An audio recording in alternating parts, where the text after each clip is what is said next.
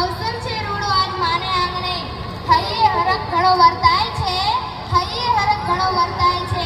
આપ થકી અહીં હાજરી આપી આંખલડી આમ ઉભરાય છે, આપ થકી અહીં હાજરી આપી આંખલડી આમ ઉભરાય છે.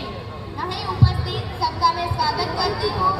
माननीय मुख्य अतिथि आदरणीय श्री 10 पट्टी प्रजापति समाज. मेरा नाम प्रजापति हिनाबेन अमराजी गांव वलादर. आज माता जी का पाठोत्सव है और इस अवसर पर अपने समाज के क्षेत्रों में रहने वाले सभी समाज बंधु एकत्रित हुए हैं. समाज एकत्रित देखकर मन में बहुत खुशी हुई.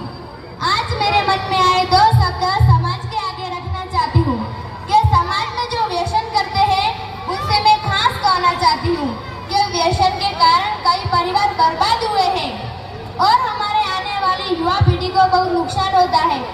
इसलिए आप सभी से निवेदन है कि समाज में कोई भी फंक्शन हो तो व्यसन मुक्त फंक्शन करें. समाज में कई लोग बच्चों को पढ़ाना नहीं चाहते. उनसे मेरी हाथ जोड़कर विनती है कि बच्चों को अवश्य पढ़ाई जाए.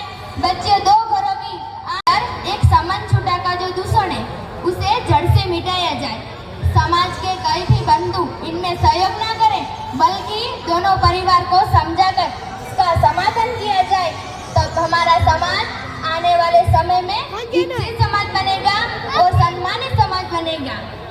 દીકરીઓને મારી એટલી વિનંતી છે કે આપણા સમાજની દીકરીઓને જણાવવાનું કે આપણા સમાજની દીકરીઓ હમણાં થોડા સમયથી બીજી જાતિના છોકરાની સાથે લગ્ન કરી લે છે. આવું કરતા પહેલા આપણા માતા પિતા અને આપણા ભાઈઓની ઉપર શું વીતશે એનો વિચાર કરજો જરા. ક્યાંક આપણો ભાઈ લગ્ન વિના ન રહી જાય અને તેમની જિંદગી આમ જ વિતાવી નાખે છે. આપણને ઉછીના પૈસા લાવીને ફેરવે છે ત્યારે આપણને સારું લાગે છે અને તેમની સાથે લગ્ન કરવા માટે તૈયાર થઈ જાવ છો. લગ્ન કરેલી છોકરીઓને પૂછજો કે બીજી જાતિના છોકરાની સાથે લગ્ન કરી સુખી છે કે દુખી એટલું જરા પૂછજો. આપણને પ્રજાપતિ હોવાનો ગર્વ હોય અને પ્રજાપતિના છોકરાની સાથે લગ્ન કરજો, બીજી જાતિના નહીં.